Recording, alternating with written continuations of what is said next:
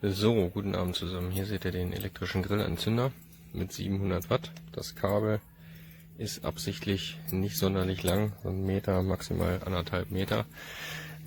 Ich habe ihn jetzt hier 2 Minuten drin und man sieht, die Kohle knuspert ordentlich durch. Genau, der Griff ist aus Kunststoff. Die Heizleistung ist soweit top. Was ein bisschen schade ist, es gibt hier keinen Hauptschalter und auch keinen LED-Indikator oder sowas, der anzeigt, dass das Teil in Betrieb ist. Also immer aufpassen und nach der Benutzung den Stecker ziehen. Ich hoffe, ich konnte euch helfen. Ich bin soweit zufrieden und werde jetzt gleich das Fleisch auf den Grill hauen. Einen schönen Abend.